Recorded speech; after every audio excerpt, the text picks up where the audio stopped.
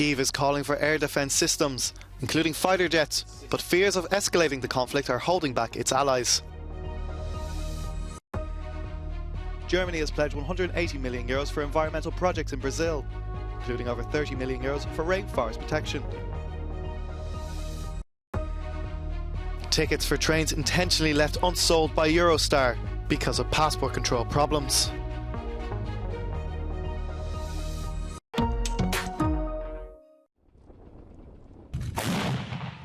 Ukraine is calling for its allies to speed up the delivery of weapons in the face of constant shelling from Russia.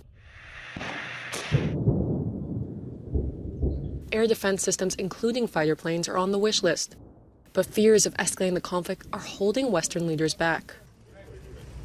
While the White House has said a firm no in sending jets, French President Emmanuel Macron says he's not ruling anything out, but would have to weigh up the pros and cons.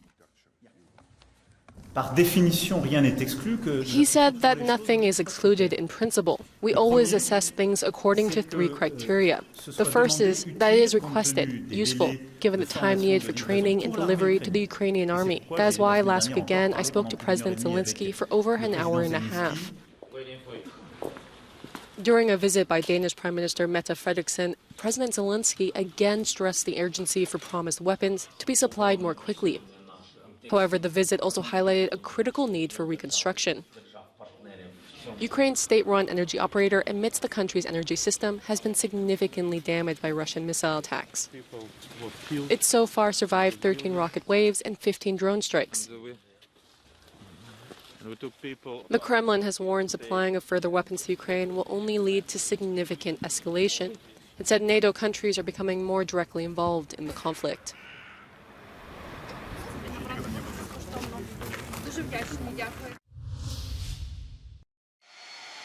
The president of Belarus, Alexander Lukashenko, travelled to Harare on Monday for talks with his Zimbabwean counterpart, Emerson Mnangagwa, as both leaders attempt to further their diplomatic ties. The two nations have faced Western sanctions, Zimbabwe for human rights concerns and Belarus for its support of Russia's invasion of Ukraine. The pressure from some sections of the international community has helped bring the two nations together. It is just that the West remains,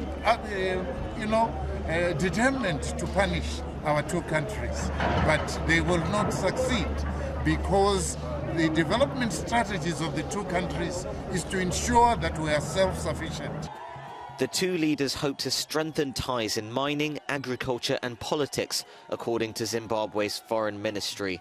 Some analysts also add that Belarus may seek to export its military hardware and expertise to Zimbabwe too. Lukashenko's trip to Harare follows a visit by Mnangagwa to Minsk in 2019.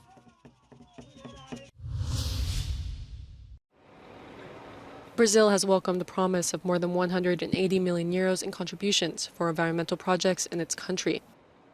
The pledge was made by German Chancellor Olaf Scholz as he became the first Western leader to meet Brazil's new president, Luiz Inácio Lula da Silva. It includes around €31 million in aid for rainforest protection. Such funds had previously been stopped when climate skeptic Jair Bolsonaro had been president. Since he took office, Lula has had to face a humanitarian crisis with the Yanomami population in the Amazon. He said his country was, quote, going to take all measures to put an end to illegal mining. We will get the miners out of there, and we'll take care of the Yanomami people, who need to be treated with respect. It is not possible for anyone to see those images, which I had the opportunity to witness last Saturday, and remain silent.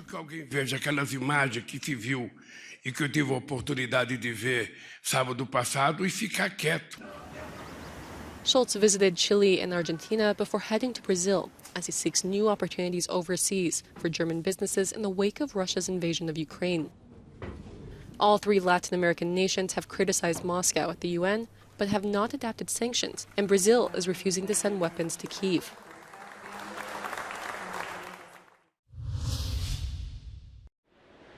Former President of Brazil, Jair Bolsonaro, has applied for a 6-month tourist visa to remain in the United States. He flew to Florida in late December as his term ended, rather than watch the inauguration of his leftist successor, President Luiz Inácio Lula da Silva. Bolsonaro is currently under investigation for his supporters' storming of government buildings. He's understood to have entered on a visa for visiting world leaders, which expires on Tuesday, as he is no longer on official business.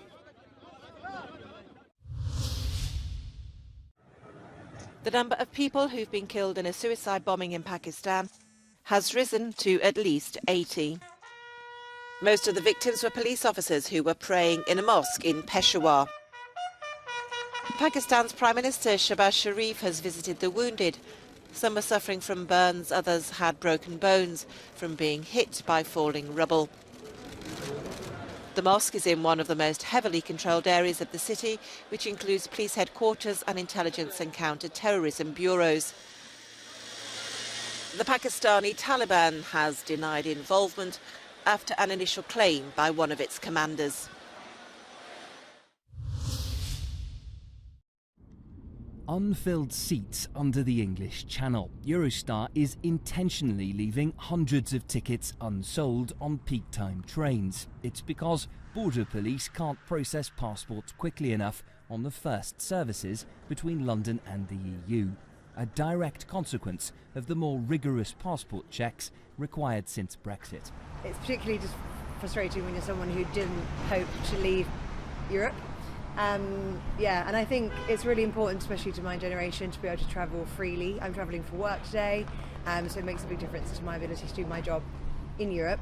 And it's a real shame. What have you noticed? What's the difference? The queues are much longer at the passport controls. There's actually much more separation of people. So if you have a UK passport versus if you have a European passport, like there's a clear distinction where you're going.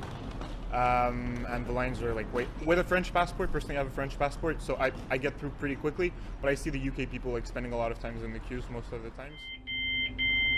The pandemic kept travel to a minimum, but following a surge in returning commuters and tourists, wait times increased, to the point that Eurostar capped the number of passengers, leaving peak capacity 30% lower than in 2019.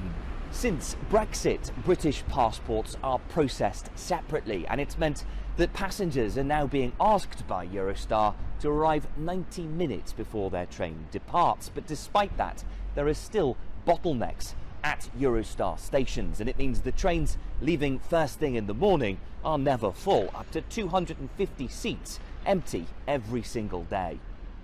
Eurostar says it's hoping both the UK and the EU bring in more border police and install extra electronic gates to reduce check-in time at the station. Until that happens, commuters will have to think further ahead to secure a seat at the busiest times.